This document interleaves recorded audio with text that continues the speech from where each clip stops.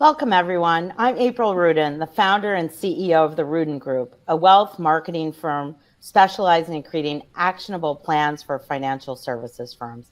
I am really pleased today to welcome you to this LinkedIn Live broadcast, North America's high net worth moment, positioning your firm to capture today's growth opportunities, featuring two great companies in the space, Salesforce and Capgemini. For the first time in the 24 years of the Capgemini World Wealth Report, the growth of ultra high net worth and high net worth investors in North America has outpaced that of APAC and Europe, and that is notable. For wealth management firms, private banks, multifamily offices, RIAs, asset managers, and many other financial services firms, this is a true marketing moment. However, as we know, addressing the distinct and unique needs of ultra high net worth and high net worth investors require that firms and advisors have a highly evolved digital strategy that also includes hyper-personalization and great client experiences in order to remain relevant to generations of wealth, both for today and also future-proofing your firm for the future. Today, we're going to discuss how you can apply some of these learnings from the Capgemini World Wealth Report into your own businesses with the leaders from Salesforce and Capgemini. These two companies have collectively worked together with some of the most notable and global brands in wealth management, private banking, asset management, and so on to improve not only the quality of financial advice that's offered to clients, but also using technology as a differentiator to enable advisor productivity and deliver memorable client experiences. And in today's environment, that has never been more important. Salesforce and Capgemini have been partners since 2008. And together, these two organizations have a strong track record in providing impactful technology strategies and solutions for many firms serving ultra high net worth and high net worth investors. On today's LinkedIn Live broadcast, just so everyone here is clear on it, we have viewers joining us from all over the world. So in order to participate in this and make it a dialogue and a conversation, make sure to like this broadcast, love this broadcast, add some comments, ask us some questions. We're going to be really interactive here with our participants. Remember, it's a conversation and not a one-way street. I'm also really thrilled to be here with two colleagues, but also great friends of mine, Carrie Ryan and Sankar Krishnan. So I think the best way to get to know them is, Carrie, let's begin with you. What's a day in the life like of Carrie Ryan at Salesforce? Sure, great. Thanks so much, April, and thanks so much for everyone for being here today. Data life. I think first it really starts with thinking about our customers. I generally start our day, huddling with a number of our, sales organization, our solution engineers, our customer success team, talking about what's top of mind for our customers. Where do we need to help them? What projects are we working on? What are we working on together to really support them? That's really kind of, I would say, the underpinning and the start of every day that we have. In the role that I have at Salesforce and serving the wealth and asset management community. I would say, it also includes doing events like we're doing here today, which is, increasingly more and more important as we look to stay connected in this very virtual world. So doing events like this in partnership with great friends like Sankar and the Capgemini team overall, really important part of what we do. And we've been regularly participating in these type of events. I also would, say I spend a fair amount of my day, usually I do have at least one, if not more, customer meetings.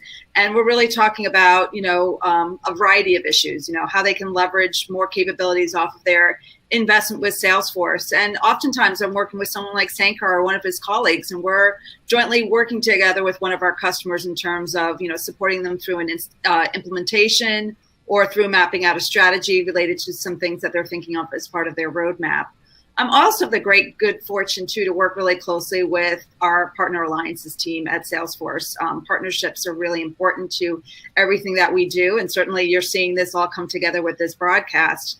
But we also spend a lot of time working with the fintech community broadly, from, very mature fintechs to, more of those entrepreneurial startups, and seeing, how can they really integrate beautifully into the Salesforce platform to really help drive customer success. Because certainly, I think we're all taking collective inspiration of what's really happening across wealth tech, reg tech, insure tech, and really bringing that into the equation as well.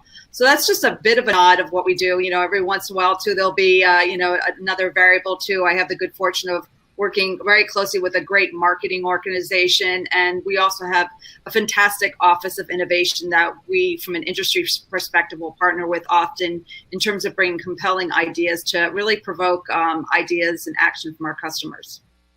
Thanks, Carrie. So Sankar, we're not together, but we are together, right? We're a great community of wealth tech and providers. What does a day in the life look like for you, Sankar? Thanks, April, and great to be with you and Carrie here live through this medium. Much like what Carrie said, and our new logo kind of depicts it in terms of how do you build the future you want. So in one sentence, I think most of our day, and there is 250,000 plus Capgemini folks that go to work, 50,000 plus in financial services alone.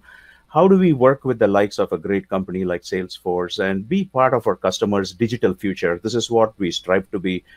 And sadly, we had a lot of plans, much like each of our clients, April, and all of that, the digital has been fast-tracked in a very big way with the advent of COVID. And how do we make sure that we are there for our customers as they build a digital future? And by that, I mean not just on the strategy side, where you can infuse some design thinking to it, but also how do we make their problem our problem in terms of revenue growth? And how do we use technology, like your opening comments, in terms of making operations and technology more efficient, especially for wealth managers? So very happy to be part of the extended wealth management community and ecosystem, and as one of that ecosystem, strive for making the wealth management community a better place to be and find more alpha for all our clients.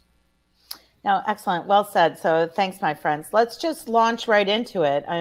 One of the most important findings, and maybe the most surprising in the World Wealth Report this year, was that ultra high net worth and high net worth growth in North America surpassed that in APAC and Europe. That calls for a marketing moment here in North America. So, Sankar, let's start with you. What do you attribute that to, that growth, and how can clients take advantage of that? Yeah, I think I was very surprised when I saw those numbers come out. So 2 or 3 things. Obviously, we should not forget that in net GDP terms, obviously, with everything that is going on, we are taking a beating. But that said, I think for the first time, I think, at least in the short history I've been part of, there is a big disconnect between the markets, which are doing well, and the economy, which is doing not so well. Obviously, it's an election year. In the next week or so will determine a new president. But I think the markets are doing well because I think there is a lot of liquidity that has been created thanks to all the governments around the world that have been really good at taking care of its citizens thus far. And we here in the US wait for a third stimulus. So I would say more liquidity, more folks trusting the US dollar like never before, US markets continuing to be a safe haven for multiple currencies around the world.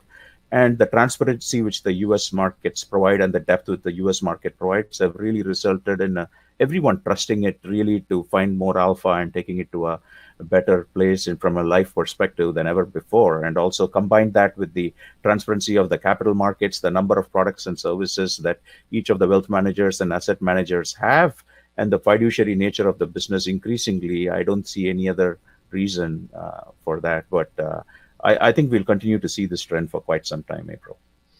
Carrie, what do you attribute it to, and what is the upside, right, for wealth management? We've been talking about this for so long, and here we are. Yeah, sure. Certainly, I would agree with a lot of the perspectives that Sankar was bringing, the capital markets perspective, and certainly, seeing the strong stock market performance, of course, before the pandemic, obviously, increased volatility since then, but certainly I think that's played a role just in terms of market participation, and just certainly seeing, just the rise of entrepreneurship here in the U.S. The technology sector in particular, we're seeing lots of wealth driven from that sector as well, which is really, I think, reshaping the space. And I think that's why you're seeing the research indicate that this is going to be, I think, a digital moment for wealth managers in terms of being relevant in driving interaction. So, just in terms of what I think it means is that there's going to be a bigger opportunity for those firms that can swim successfully in the ultra high net worth and the high net worth space. Because, certainly there's a lot of wealth creation, but with wealth creation, there's a lot underneath the hood that needs to come together in terms of, value-added services, a different lens on investing, both from an ESG perspective and a private markets perspective. So, and certainly, the digital experience will be, really the underpinning of all of that. So let's dig into that a little bit more. I mean, I think we all know that, the expression, like, once you've seen one family office or you've seen one family, you've only seen one family, right? They're pretty much a snowflake. And so hyper-personalization is really the order of the day. And then thinking about what does that client segment look like in ultra high net worth and high net worth? It's not homogenized, right? We can't put it into one bucket and say, this is what this client segment really wants. So just thinking about it, I had read, Carrie, like 26% of millennials, right, will become entrepreneurs. And certainly their expectations from their wealth manager, not that they're homogenized again, may be quite different from that of current wealth holders, right? Some of the baby boomers and other generations. But this lack of personalized service or inability to have hyper-personalized service really digs down into their digital capabilities. This client base also, one of the interesting findings of World Wealth Report this year is that people have an engaging, have a really increasing interest in having big techs provide some of these services because of the service models and so on. Sankar, you want to dig into that a little bit? How do you make sense of all of that? Yeah, absolutely. So I think, again, working with Salesforce and the amazing platform that they have, the need of the hour really is, and research tells us that, but also we see that in our personal lives, is hyper-personalization. I think as an industry, and again, I'm not trying to blame anyone. I think it is also the likes of Robinhood and so on that has come lately into the market that has leveled the playing field for everyone. But I think hyper-personalization is getting increasingly important because wealth managers have to have a duty to show the investors that they know them. And some of the wealth management firms have been around for hundreds of years, but the data associated with the customers are sitting in many buckets. And again, when wealth management evolved, we did not measure any of these investors by their behavior and their personal attributes. We measured them more by the amount of money that they have, and your ultra high net worth or the millennial guy next door, or high net worth and mass affluent and so on. I think it's about time we kind of managed all the behaviors and matched it to the individuals and create strategies for that and not the amount of wealth they have. And this we saw take off in a big way with Robinhood because it was better engineering. We started the day with saying how technology is a great enabler, and Robinhood taught all of us what technology can do from a user experience perspective. I was with the C-suite of a leading wealth manager who said this to me, that he was responsible for billions of dollars of spend in terms of improving his company's technology, but could not get his kids off the Robinhood app. And this is an indirect way of saying that we all have to strive to be the Robinhood. Obviously, Robinhood is for a certain bunch of people today, but there is no reason that the same energy that Robinhood puts into its app to serve the need of equities, we cannot learn from that and extend it to the entire wealth management ecosystem. So hyper-personalization is absolutely key for us to not ask the same questions which the customers have answered already sitting in somebody's vault, but how do we unlock the Rembrandt in the closet? How do we make sure we take this data and monetize it for not just the wealth manager, but also our investors? And you're absolutely right, April. I think the likes of an Amazon, a Facebook, a Google, and Apple have showed us how to do this. And we better get ready.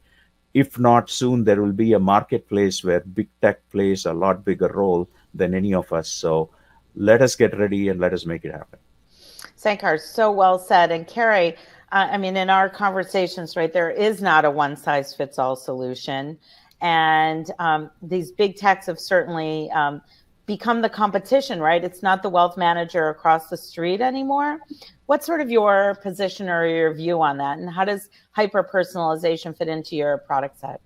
Yeah, I would say, certainly we're all taking a nod of what big tech is doing because it is shaping the industry in absolutely every way. And if we don't think of them as, the competitors to the industry, then we're going to miss the boat, right? And I also think, they inspire us just in terms of the experience that they're putting in the palm of their customers' hands. When you think about that, the power of a platform like Robinhood, right? And really thinking about design thinking and UX and really delivering a beautiful experience. Certainly at Salesforce, we're thinking about kind of 3 key principles when we think about kind of where people need to focus on when they're delivering experiences with that realm of delivering hyper-personalization. We're thinking about the simplicity of the experience that you're putting, in your client's hands. You're thinking about, are you delivering it with empathy? Are you truly delivering a digital experience that's aligned to their personal wishes and wants? And then certainly, are you integrating with kind of everything else that they're working on to really help deliver that, certainly that great experience? When we think about, hyper personalization, it's a very big word, right? And it can be taken in so many ways, and it actually can be somewhat of a scary word too. In some ways, it's like, wait, hold on, like, do I have to suddenly now dismantle everything I'm doing at once so I can be relevant? And I think, from my perspective, as you saw evidenced in the World Wealth Report, research is that, wealth management firms have a really great opportunity through that client intimacy that they have to really think about how they can offer products and services, how they can offer educational content. And kind of this really important layer, which I think is going to be really important, especially when you're thinking about remaining relevant with that next generation, is how do you deliver all those value-added services in terms of art advisory, collectibles, tax planning, things that are maybe not core and part of the norm, more associated with items of, personal passion. So I think that's going to be a really interesting point of view. From a Salesforce perspective, we're spending a lot of time in terms of putting technology in our customers' hands to allow for that hyper-personalization. Certainly, we have an industry cloud solution, financial services cloud, and really the core tenet of that is to allow advisors to really have very intimate relationships, not only with their clients, but all of their extended relationships from both a personal and a professional perspective, and be able to record all of those various preferences, interests. So that, again, the advisor and the firm is really at the front end of being able to deliver that hyper-personalized experience. It's really getting to know your customer in a more important, more intimate way than ever before, and certainly getting to know what their behaviors are, like Sankar referenced earlier. Yeah, so I think we know now, right, that wealth management is not just about investment advice, right? It's so much broader than that. And I think, certainly in these pandemic times, we've learned that we can't really go it alone, and alliances and partnerships are just really important, and building an ecosystem around you. I think the big banks and larger wealth management firms, particularly the global ones, have learned also where we maybe started off with a we must build it here mentality. People have moved to greater and more important partnerships like the one between Salesforce and Capgemini, but also just creating an ecosystem of innovators, as we spoke about in the beginning, right? The, really plethora of point solutions, right? For reg tech, insure tech, wealth tech, and how those can be plugged into these platforms, and then providing that hyper-personalized experience. Sankar, what does that sort of ecosystem look like on the Capgemini side?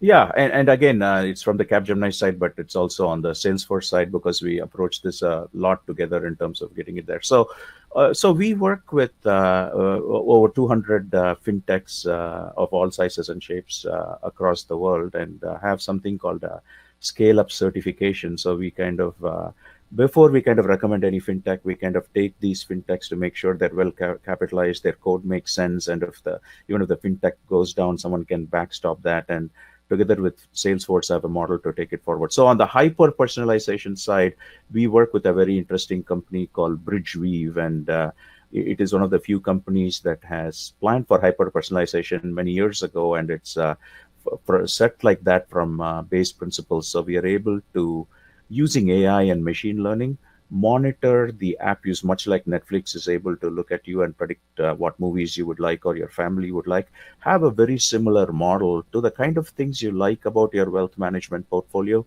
the kind of things you don't like about your wealth management portfolio. You mentioned ESG, and before I forget it, I want to congratulate Salesforce, Mark Benioff, and the entire leadership team for being one of the first companies in the world to be carbon neutral and energy efficient on the cloud, compared to any other company in the planet.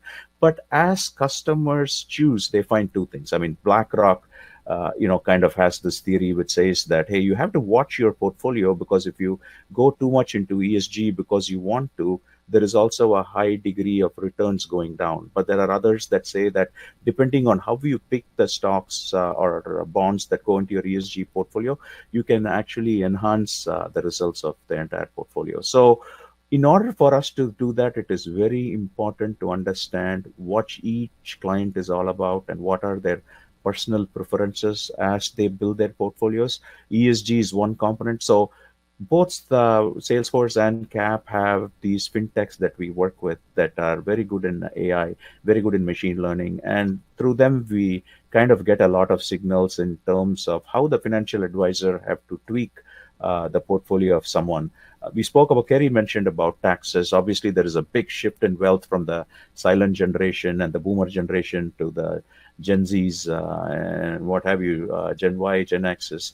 So there we see it's very important for us to have a decumulation strategy, and there is no single AI product today that meets the market needs. So working with the likes of a Salesforce, we have fintechs. One of them is a really interesting one called Income Discovery, where we are able to use the science of AI to predict how to deconstruct a portfolio during decumulation by using, at a maximum tax advantage to the client and so on. So it is still evolving. It is early days, but I'm very happy to say that together we have taken a leap of faith and made some strides initially as we planned the strategy for next year. It's all about digital now, Carrie, right? We finally made it to this moment. If you don't have a flexible digital partner, you're nowhere. Yeah, no, exactly. I mean, you're raising such, great points, Sankar, and certainly April, of course, exciting that we're, in this place, where, digital is really having their moment. Earlier this week, Salesforce, we released our annual survey report, State of the Connected Customer, where we interview, tens of thousands of consumers really across industries. And, the research was, covering a lot of topics, kind of coming through this very unprecedented period of time, what people are looking for the brands they interact with. And, really across the board, 88% of respondents said they're looking for all the companies they do business with to accelerate all of their digital initiatives. So, what does that provoke for companies? It's you can't go alone, right? You've got to bring partners together because you need to act quickly. You need to be smart. You need to really bring in the right experts because there's a lot to cover, ground to cover, but doing it as an extended partnership framework, I think is really going to get you there and really align to your customers' needs in a more efficient way and really help you build that strong foundation because, we're talking about the digital moment right now, but it's not a moment that's going to stay locked in time. It's going to continue to evolve. So having that cohort of great partners from, the experts that we have at Capgemini in terms of all their subject matter expertise and then bringing in the fintech community is, I think, a really great, three-pronged strategy for customers to think about. I think about that old adage a lot recently, which is, may you live in interesting times. And I think we are certainly living in interesting times now. Maybe you've seen that meme that says something like, what's driving your digital strategy? Is it the CTO, the CIO, or COVID-19? So we've seen some of these time frames really compressed as we've needed to go digital and needed to really address all of the concerns with, just these uncertain times as we talked about before. What do you think that the role of the advisor and wealth management firm will be? We touched on this a little bit beyond, right, just investment advice. What have these sort of uncertain times really brought to us? Carrie, I'll just start with you. How are ways that we can really, hyper-personalization is a word, but dig into it. What does it really mean? Yeah, no, look, I think we saw, in working with a lot of our customers, working with advisors directly, we saw, the pandemic actually really stitched advisors and clients together in deeper, richer ways than ever before.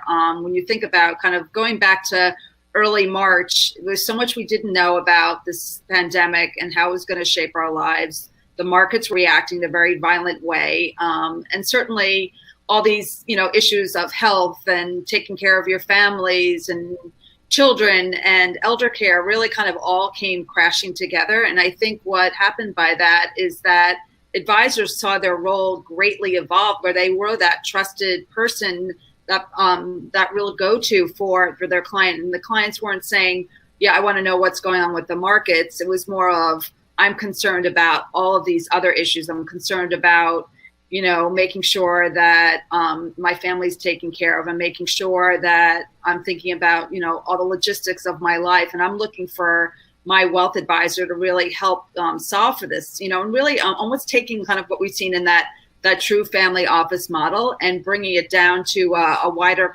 cohort of high net worth investors, who are saying, we actually need deeper level of service, from our financial relationship here. And I'm really looking to you. And I think it's an extension of it. And that's why I talked about the power when you think about hyper-personalization and putting more content in the hands of your clients as well. I think that's going to remain really important. We often hear from our customers that, their clientele is looking to be more financially empowered. They want to dig into more of the issues that affect their lives, their families' lives, as well as kind of the vision they have for their professional lives as well. So I think, this is going to be that moment where that true intimacy between advisor and client really comes to roost, and it goes truly beyond the investment management portion of the relationship. Oh, 100% true. So Sankar, I'm going to ask, we have a question from the audience too on front office. Is front office being digitalized? We talked about hyper-personalization. We talked about getting closer to the client. What does that look like from your perspective? How does that look? Yeah, so there are two aspects to it. The first is we have to look at things from the advisor perspective. We also look at things from the investor perspective. From the advisor, and I agree with Carrie, I think this COVID has brought them together. I think this year, I think it's all about preservation of wealth. And as you come out of this year, how do you continue on the trajectory to grow? And how do you make sure you're able to risk mitigate and kind of make sure that from a fees perspective, the clients are paying the least? So from bring it back to the advisor, I think the advisors also need help from a productivity perspective, April. And a lot of them are like filing away all these regulatory things they have to ask as part of the conversation to make sure it's fiduciary, and it doesn't matter if you're a broker dealer or a RIA, you still have to make sure that you follow a process to make sure everything is kosher and so on. So is there any way technology can automate some of these things? Is there a way technology can create a chatbot that is able to listen to the conversation and then take the conversation and then autofill those reports using some natural language processing algorithms and so on? Similarly, is there a way in which, as the advisor makes his way to a client meeting, or these days virtually, he's able to probe the bot for information about the client's latest portfolio position and so on? I'll give you a simple example of personalization. I mean, most of the clients we speak to, and going back to the investor, they say, why the hell does my statement look the same boring way that it has been there for 25 years? We don't even change the color codes on it.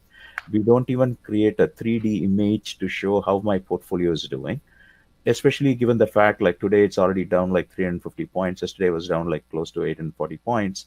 How do you tell an investor how well is he doing and what should his strategy be in each of those accounts, right? And how well do you tell an investor that it is not just about the wealth, but let us say he has cash management needs. If he's a small business that had some trade finance need, how do you use the strength of wealth management to enable his 360?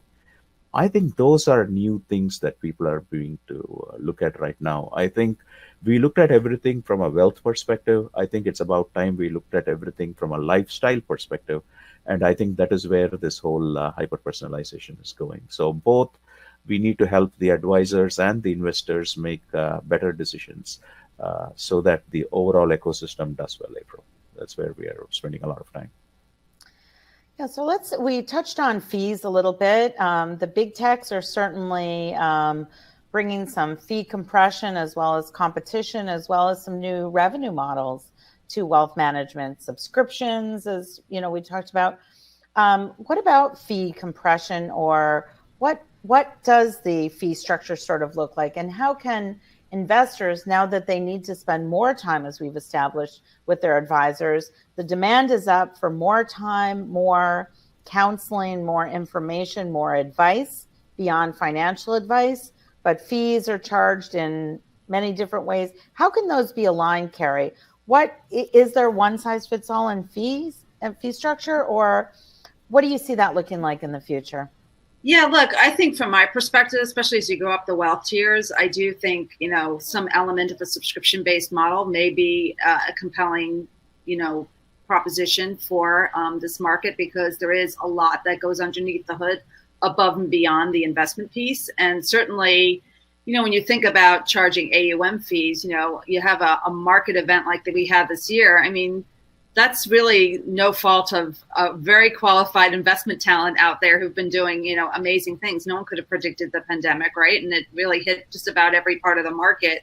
So, is there a way to kind of say, let me take a step back and look about what's the best, kind of model going forward? And I think there's something very compelling with the subscription-based model. Certainly, I think that's, very compelling. And I think that's where big tech is definitely influencing the wealth management space.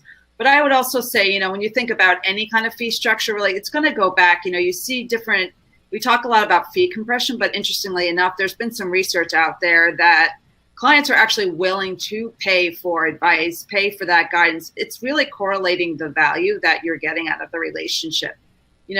Cost doesn't become as much of a topic when you're really delivering that value to your clients. So I think for wealth management firms and, for advisors, it's really finding that middle ground and understanding, what value that you're really truly bringing, and corresponding your pricing structure and modeling according to plan. And I think if you can really deliver upon that value proposition, fees, I think that conversation becomes less and less of front and center.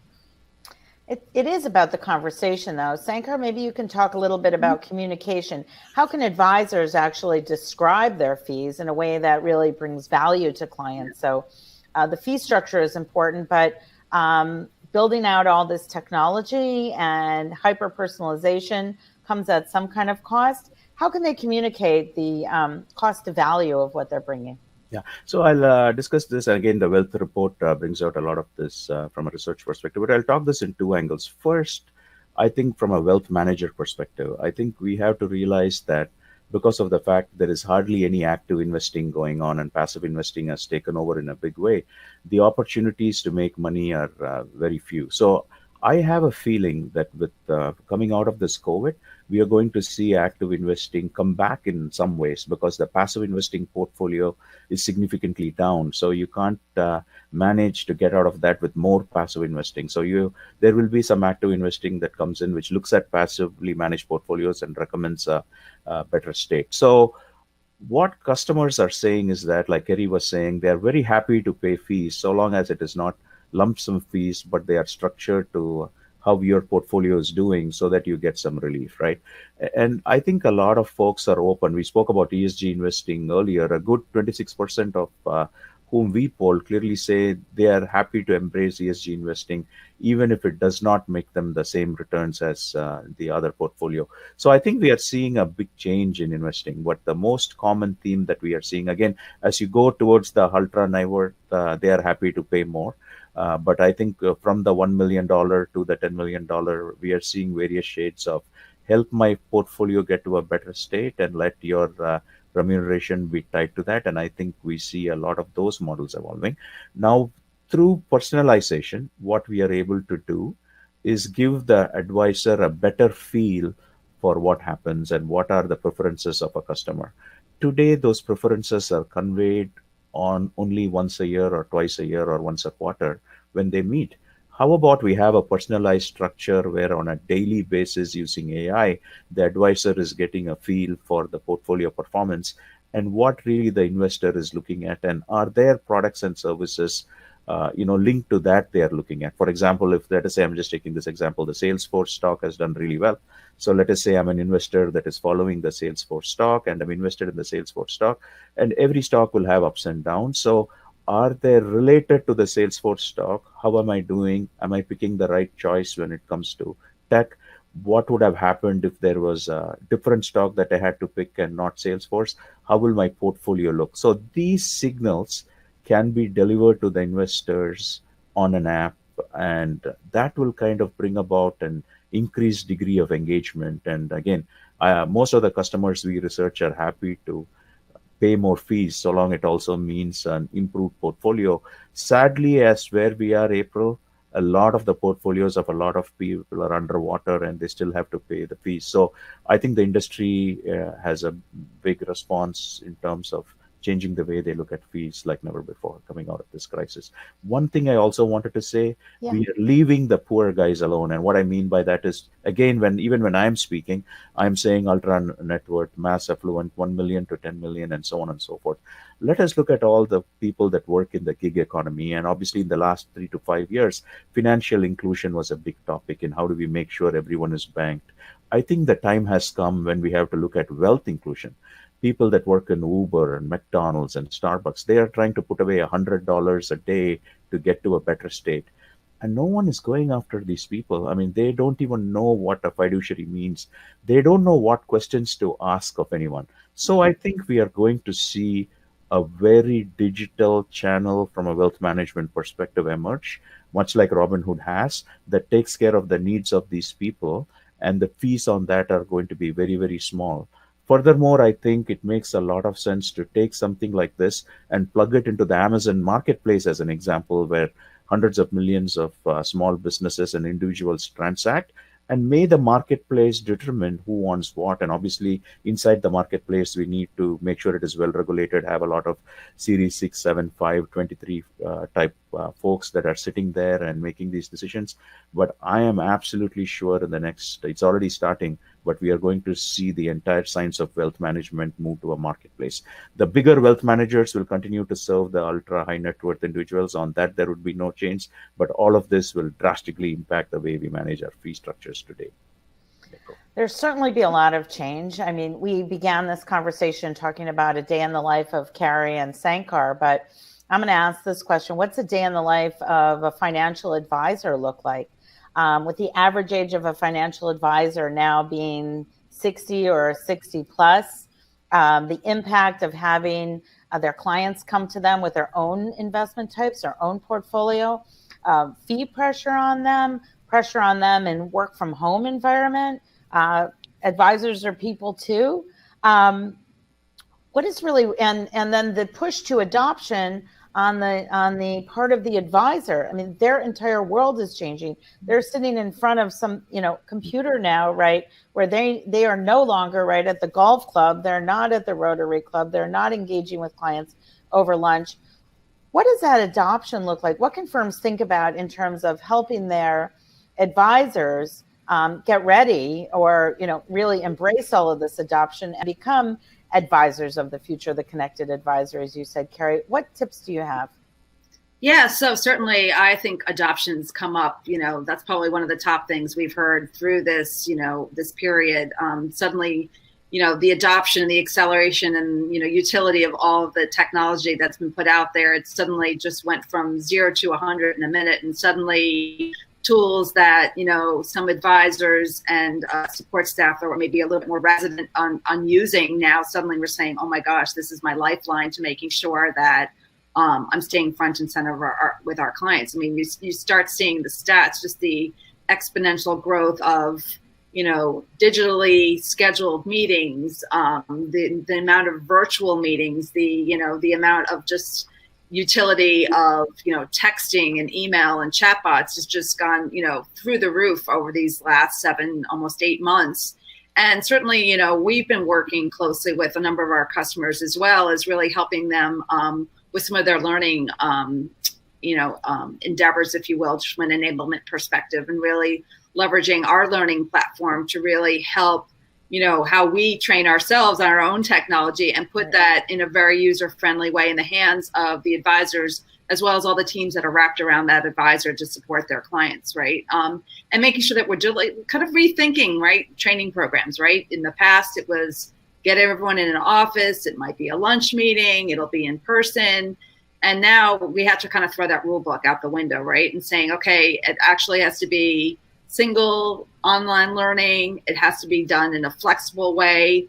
It can't be multiple hours. It might need to be kind of bite-sized crumbs that you start to feel like, okay, I've gotten that mastered. Let me drive some success out of that piece of functionality of the technology that I have in my hands.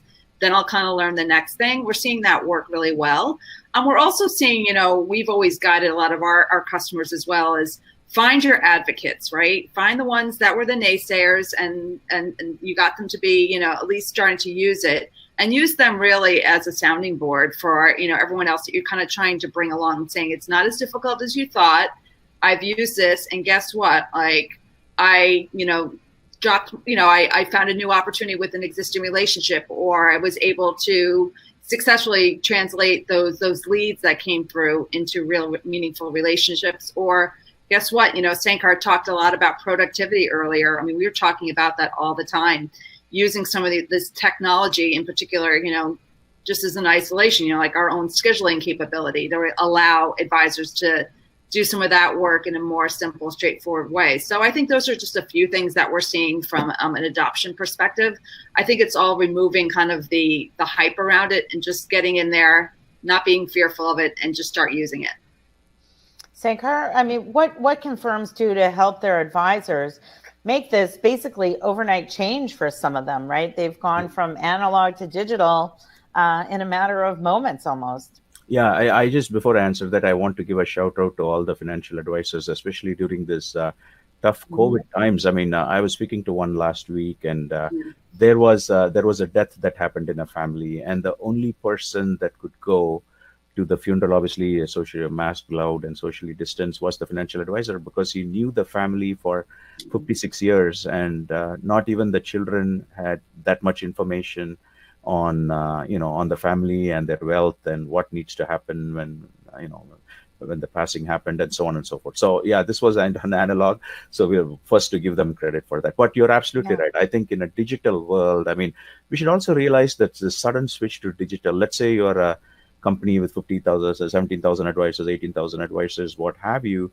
you suddenly are also creating a cybersecurity event for your client, because for your company, because suddenly it's all digital coming in. So I think FAs have done an amazing job in embracing the new digital. I think everyone still gets the same calls saying that unfortunately the calls are still, let me tell you why your portfolio is not doing well, and hopefully it'll do well better. But I think they have done a really good job, April, in terms of embracing digital. So we see a lot more app functionality. We see a lot more channels that are digital, and obviously the digital channels did not have the capacity, and obviously we had to move to a work from home situation to take care of those digital capacities so people can be served. So overall, we are seeing a lot more self-fulfillment channels that are taking over. Obviously, there is some dissatisfaction if you are an investor who is not used to the digital, but we see both yin and yang coexisting with the the senior generation kind of feeling more comfortable with the personal touch which Zoom is having, and the other generations, millennials and digital natives, who refuse to speak to a human. And obviously, we thought last year or 2 years ago that the robo advisors are coming in, invading the planet, what have you. Very happy to see that that is not the case. We have moved to a hybrid model. But from the hybrid model, I think what COVID has taught us is the morphing to the new digital. And the new digital is here to stay. And we can see the valuations of some of the companies that cater to the segment at an all-time high. So that is further proof that these things are here to stay.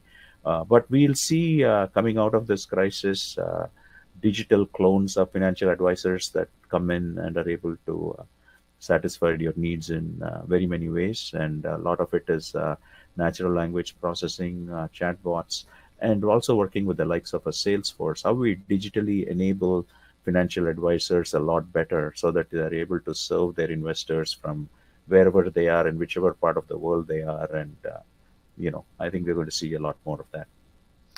Well, thank you, Sankar. That was really beautifully said. And I appreciate the shout out, as I know Carrie does, to financial advisors all over the world. And we've, heard during the pandemic a lot of talk about essential workers. And I was just saying to someone yesterday that wealth managers have now become essential workers, playing a really important role in the daily lives of their clients rather than that, once a year meeting that they're used to having. So that is one of the great things that have happened, is wealth management becoming essential. So last but not least, I'm just going to ask a question about KPIs. How do we know we're doing it right? How do we know when we're successful? How do we drive business value and success? What are sort of the measurements, Carrie, that people should be looking for? We know we're not going to be looking at AUM as a measurement of success. So what should we be looking at beyond that? Yeah, I mean, look, there's a few things. I think you want to look at, measures of productivity and reduction of time on kind of repeatable tasks. I think that whole realm of advisor productivity is near and dear to all of us at Salesforce, and we want to be able to put as much technology in the hands of the advisor community so that they can spend more time on those higher value client-facing activities. Because, certainly while so much of the world is getting digitized, nothing is going to replace the importance and the value of that human relationship, that human-centered relationship. So I think, looking at your measures around productivity, I think it's certainly something that we're being very focused on. Also taking a look at your business processes. We're actually having a lot of conversations when you think about joining up front, middle, back office functions, really with that eye towards delivering a great customer experience end to end. We're working with a lot of our customers on how we can help them through the onboarding cycle and improving that state of the union, if you will, and making sure that they can, not only deliver a better, more frictionless experience for their customers or their clients, but also remove some time out of the process within their own organization, which can then really, the dollars can quickly go up in terms of people's time, resources that you're expending to make sure that you're seeing that process through. So that digitization of that very important touch point is, I think something that can be very much measured in a very definable way. And I encourage firms to really take a look at that in terms of that realm of going beyond raising AUM. But I think you also want to take a look at, as April said, marketing is having its moment. So how do you leverage the technology you have in terms of not only serving your clients, but growing new relationships? There's a lot of opportunities out there. There's individuals and families out there that might have not worked closely with a financial advisor, and they're coming through this period and saying, you know what, time's up. I actually need the counsel of a sophisticated advisor from me and my family. So I think measuring your lead generation efforts and saying, is that really translating into success? Am I doing this the right way? Am I portraying my expertise in the right way, going after the right leads so I can convert those into meaningful opportunities? Yeah, I think people take a look at some of these figures that come out of this, like, 98% of inheritors change advisors, and feel very dismal about statistics like that, or 75% of widows are changing advisors within the first year of their husband's passing. But I think it really creates an opportunity for other firms to really have a marketing moment and to show their brand, but in a more modern way and contemporary than some of the way these brands have been portraying themselves. Sankar, what are KPIs in your mind also, and what are the marketing opportunities? Yeah, so the first KPI is, because we discussed fees and it's a follow-up to that, is that the only way you can encounter fee reduction is to come up with new products and services. And a lot of the FAs feel that they are not able to sell any new products and services. So how do we create an environment for the investor so they don't have to go elsewhere when it comes to their mortgage or their credit card or their insurance policy? And how do we use the science of analytics to determine which one of the investors would benefit from that? So that is one. The second one, and again, I want to give a shout out to former city colleague Sally Krawchuk, who has done an amazing job in terms of identifying a niche to go after, and that is women and the special things they need to invest. So there is a variety of products that are coming out of Sally to kind of meet the needs of women, and there is no reason why they cannot be distributed to the greater good of the world through a variety of financial advisors that we have, and that will be a new approach that we can have to the market, right? The third one is really porting all the way from the data center to the cloud, because that gives you some medium long-term cost advantages, because increasingly as we speak, there is more personalization, more data, more digital, more regulation. What a better way to do it than port things to a Salesforce financial services cloud or a marketing cloud, and then derive the economic benefits of that. That would be a third thing. The fourth thing I would say is, we spoke about how do we understand our investment community a lot better, and how do you rearrange the data, mix it with some structured data and unstructured data, and have a very Amazon approach to a market in terms of pricing, so that you're able to price the right investor with the right profile, with the right segment, with the right product. So those are some of the things straight off the bat I would recommend that we do. And Salesforce and Cap are together consulting with a variety of large, medium, and small wealth and asset managers in trying to take them to a better state as part of that new digital future. Well, Carrie and Sankar, I just want to thank both of you. Even though we're not together physically, we're together on this broadcast, and it's great seeing both of you. I'm sure we'll be together someday soon. It's kind of a cloudy day here in New York City, but you brought a lot of sunshine and a lot of great perspectives to this conversation. So I want to thank both of you for joining us.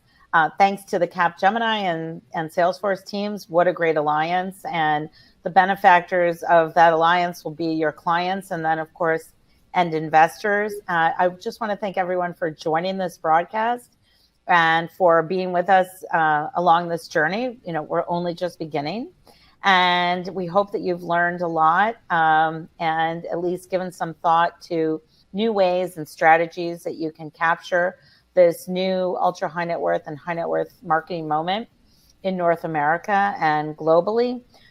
For more information, you can definitely visit websites for Capgemini and for Salesforce. Feel free to link in with any of us to continue the conversation. And we're going to send those of you who've registered a link to this recording so that you can share it with your colleagues. And we look forward to just continuing the conversation. So thanks again, Carrie and Sankar, for joining us. Thank you, April. Great to be here. Thank you.